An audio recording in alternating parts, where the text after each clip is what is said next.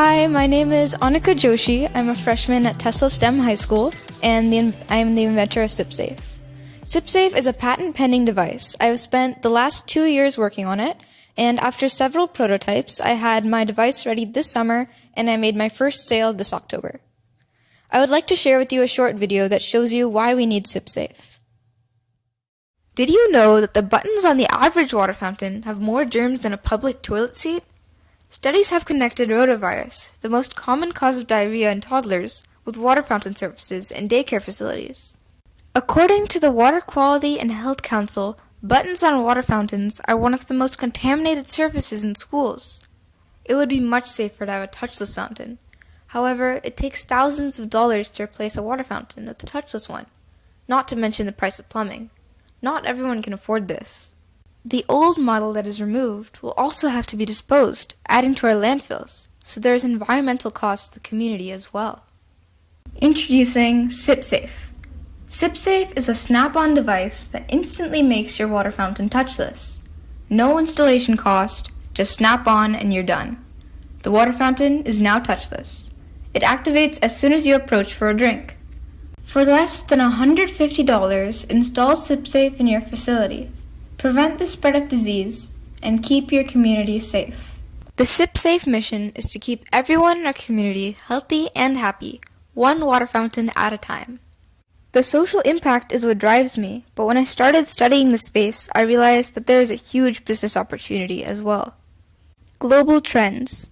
The recent pandemic has significantly increased our awareness of touch-transmitted spread of illnesses within institutions, communities, and companies. As we move to a post-pandemic phase, businesses and public institutions are prioritizing health and safety and completely changing the way things are done. There is a global trend to make things touchless. You can see these changes in the tap-and-go credit cards, QR code restaurant menus, parking payments, and many other technologies. We feel that eventually all water fountains will either be replaced or retrofitted to make them touchless, and this presents a huge opportunity to us.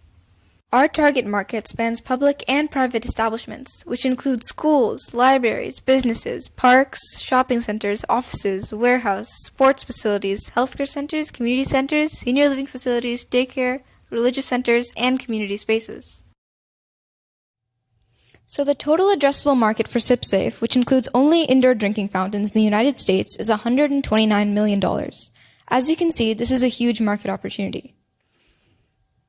My growth plan for SipSafe is to crawl, walk, and then run. I have a detailed plan for each phase of growth.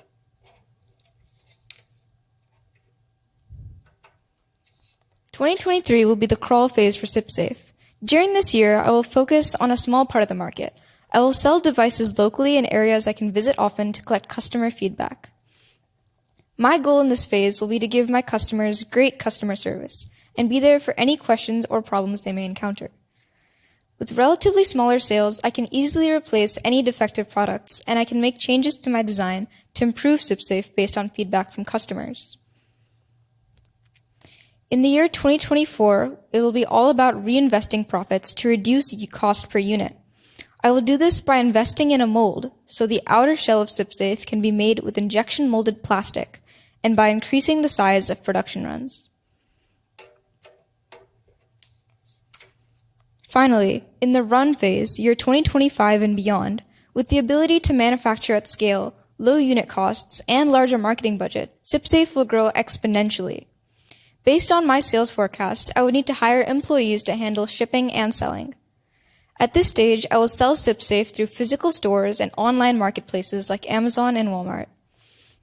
I will launch a new outdoor model so SipSafe can be installed in public parks. This will help expand the total addressable market. Here are SipSafe's sales projections. My strategy for SipSafe is to initially donate some pieces to local businesses to help them realize the value of using SipSafe. So initially, I'm going to take some losses on the business. This loss is basically like a marketing expense that will help us spread the word. In 2023, I plan to increase marketing spending marginally, work on reducing costs while keeping price the same. This will help me gain some early profits in 2023 that will be reinvested in 2024. In 2024, the cost per unit would be low due to injection molding. allowing me to increase the marketing spend tenfold. The additional marketing spend, along with the lower price, will help increase sales and set up SipSafe to the run phase in 2025 and beyond. The next 3 slides show the trends in these areas. This slide shows how revenue and profits are increasing. And this one shows how the reduced unit cost is passed to the customers by reducing prices. Now let's talk about the marketing budget for each year, followed by the marketing plan. I will install SipSafe at libraries and for pilots with city offices. This will give SipSafe a high visibility and create a buzz. During the next year, I'm going to promote SipSafe in schools and provide demos at local businesses. I already have a website, and I will use social media to expand SipSafe's digital presence. I will also contact news channels and the press to create more buzz. In 2024, I will start spending heavily on paid advertising and invest about $25,000 on industry trade shows and booths. Finally, in 2025, I've budgeted $40,000. I will start spending on online B2B advertising through LinkedIn and Google pay-per-click ads. Pricing is one of the key reasons why customers do not replace their drinking fountains with touchless ones. I want to make SipSafe affordable to all, so all drinking fountains in the United States can be touchless one day. Over the next 3 years, my plan is to constantly reduce price. My profits will come from volume sales rather than margins. My target price for SipSafe is $70. I can achieve this by 2026, making SipSafe a no-brainer for all customers. I can achieve this goal even earlier if I receive funding. All current competitors of SipSafe are expensive, require installation, and some of them are touchless to fill a bottle, but you still need to press a button to drink from the fountain. I have a trusted relationship with a manufacturer based in China with reliable and quick shipping lead times. He has been manufacturing the electronic parts for SipSafe and will be able to manufacture the outer shell when I have larger order sizes. I have no employees as of right now. I have sold 3 units to customers so far, and I am on track for the sales projection of this year. The Kirkland City Council is currently piloting SipSafe, and I am extremely excited about that. I have also planned an installation at Tesla STEM High School. Hopefully this will lead to LWSD adopting SipSafe. I am also in talks with the Redmond City Council. We are highly encouraged by the level of excitement that our customers have shown for SipSafe, and this slide shares a few testimonials.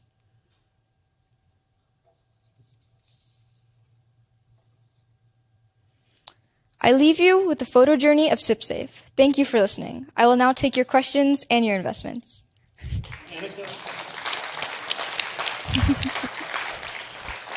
I'm really surprised you just didn't drop the mic and walk off. That was really well done. I'll start the questions if you don't mind. One of the questions, I think the product itself is brilliant. I think once you start in the schools, all schools will be like, okay, you know what, we have this water fountain, and instead of replacing it, this is going to save costs. I think it's wonderful. But my question is around all water fountains. Not all water fountains are the same. So did you look at that piece of saying, okay, SipSafe clicks onto this one really nicely, but what about the ones that I'm putting my thumb on? Yeah, so that's also part of the plan for 2026. As of right now, it only fits on the most popular, or 2 of the most popular brands of water fountains. And in the future, we plan to help it add a clamping mechanism so that you can just clamp it onto any kind of water fountain, no matter what the shape is, and it'll just press itself on and it'll stay there. So this one would be our outdoor model, so it'd go into outdoor fountains, and it'll also be more stable so that it can't be weathered by or damaged by the rain or by kids. So that's our plan for 2026. Well done. Melissa? Yeah, great presentation. Very well thought out, researched. I loved the video. Good job. I was curious more, so you talked about eventually reducing the cost by building a mold and using that for the product. Have you looked, I see that there's a huge market, but I'm looking, are there other ways for you to take the technology and the mold and apply it to other products or industries? I'm always thinking of how it could be leveraged after you kind of dominate this market, which I'm sure you will do. Have you thought about that? Or? Yeah, I have actually. So I realized that this mechanism can be applied to many other things to make them touchless as well. Like, for example, like opening doors, sometimes there's like an accessibility thing for you to press the button, but that also spreads a lot of germs. So I was thinking as like a future plan, I could have a way to have it snap onto that, and it could like make that open touchless as well. So that is a part of the plans. It's something we're going to work on in the future. Yeah. And then I was also curious with, I know you mentioned that you have a patent, but how would it work with the manufacturers of the water fountains? Obviously, you're saying you've already spent this money on this water fountain. Now I have this easy piece of equipment that can bolt on to solve that problem. But would you have to compete with them eventually? I'm just curious if they might come up with their own technology, or if you've looked into, I mean, that might be a loaded question. I'm just genuinely curious about how that would impact sales, or if they might be a competitor, if that's something you thought about. Yeah, so that's a great question. I haven't yet looked into that very deeply, but I've heard of other products where they snap onto like products. Like, for example, I've heard of a product that snapped onto like a car, and helped it like prevent from like a self-driving car, and helped it prevent from crashing into people. And the company didn't have any problems with that because it just like improved their product. So I don't feel like they would have any issues, but I do need to look into that further. Yeah, thank you. Great job. Thank you. Excellent presentation. Thanks for sharing your idea, and congrats on the early sales. That's really exciting to see. Thank you. I think the timing of it is perfect. As you mentioned in your presentation, I think everybody's more in tune with how diseases are spreading. And so kind of on that topic, and I love the simplicity of your idea. I was actually curious, is there an even simpler solution? Could you have like a box of like tissues next to the water fountain? You just grab a tissue and use it to push down? I'm just challenging you a bit here. Well, that is true. There are many other ways you can solve this problem, but it does like waste a lot of paper, and we don't want to keep wasting paper by pressing it with the tissue. It is like a solution that exists as of right now. It's a great answer. Yeah. Thank you. And I'm also a data guy, and so one of the things I was thinking about is you have some installs in schools. Would you be able to get data from the school about the number of sick days per kid taken per year, and show that that's lower post install than it was compared to other schools who haven't had the install? So something interesting to keep in mind that I think could help build up your marketing materials. Yeah, it's a great idea. Thank you. And then the last question was, remind me, for your go-to-market strategy and getting additional sales, what are the big methods that you plan to do that right now? I know you mentioned some local installs, but thinking bigger, is it mailers? Is it phone calls? Is it email ads? Or how are you going to get to bigger distribution? Yeah, so as of right now, we're not scaling it as much, but we're planning to do something like virtual calls where we like have like a big virtual meeting where you can talk about it and spread the information to multiple people, like kind of like a webinar. And emails are also like part of the plan. I've already sent a few emails to others, and that's how I got for some of our first few installations. And since this isn't like at a very big scale for our first year, I can also consider just going to the facilities and talking to people over there, and that has worked in the past as well. Great, thank you. Thank you. Thank you. Yeah, great product, well thought through. I like the narrative that you're very coherent and understand the problem deeply. You understand what the solutions are.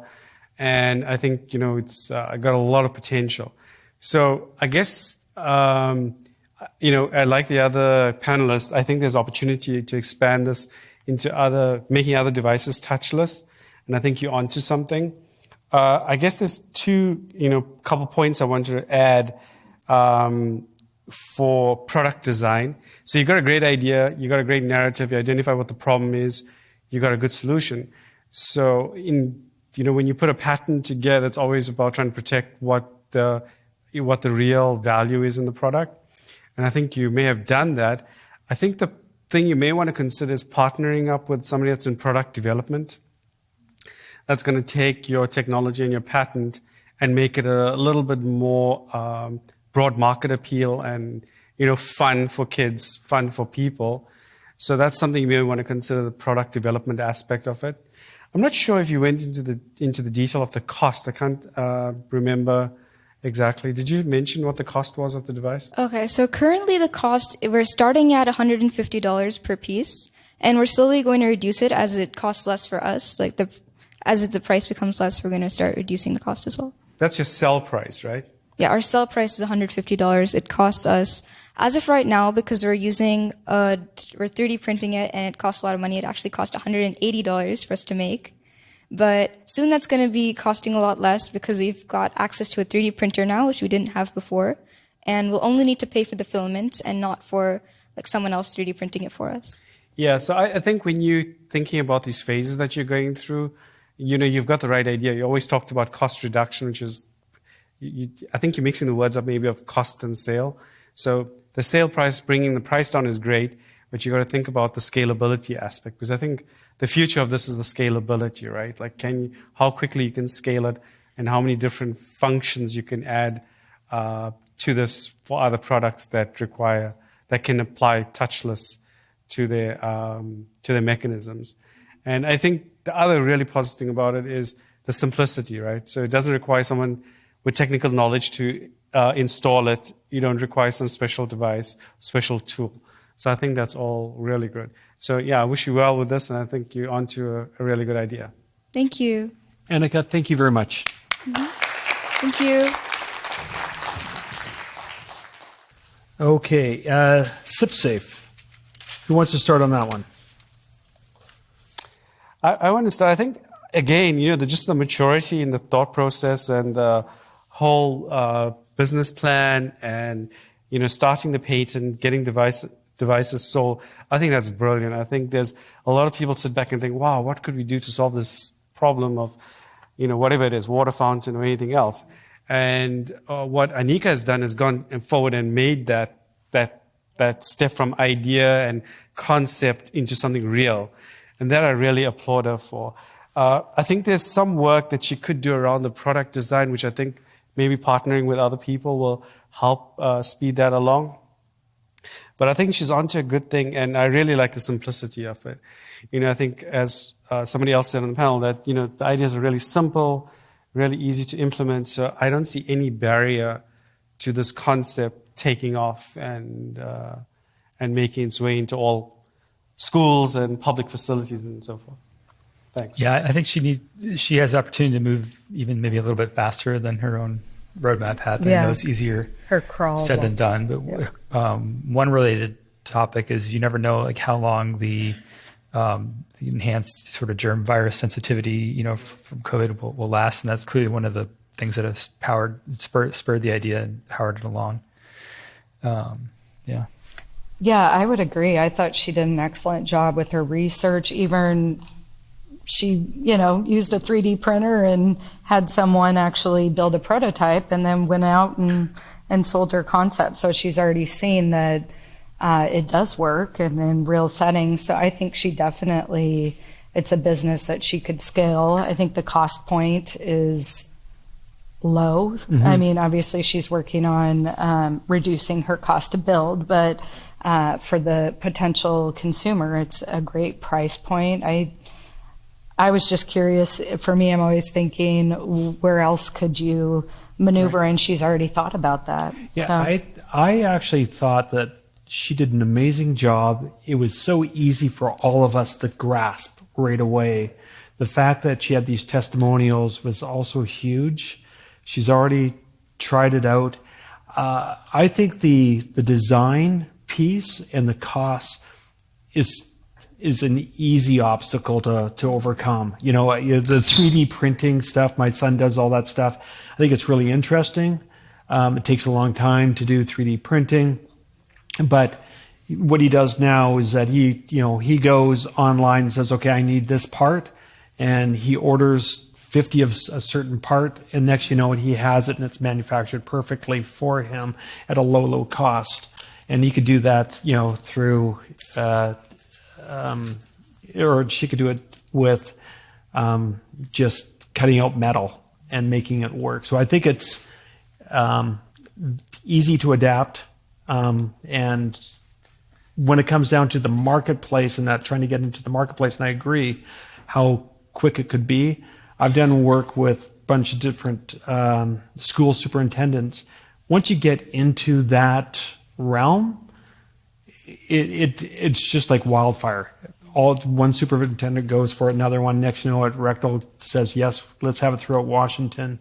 It goes really quickly, and then it's across the United States. So, and that's just in the school. So I think she's onto something that can take off tomorrow.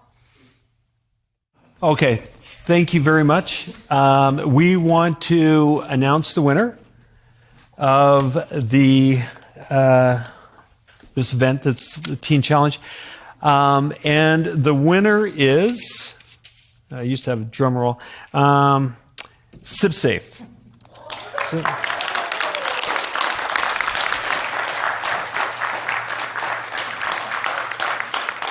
You did an amazing job. Thank you. And the reason why we picked you, just want to let you know, because we thought the other four were amazing. And if I was going to go ahead and hire people, it would be any of you guys. You guys are all amazing. So the reason why we picked you is you had a product that was ready to go. It was already being utilized. You had testimonials.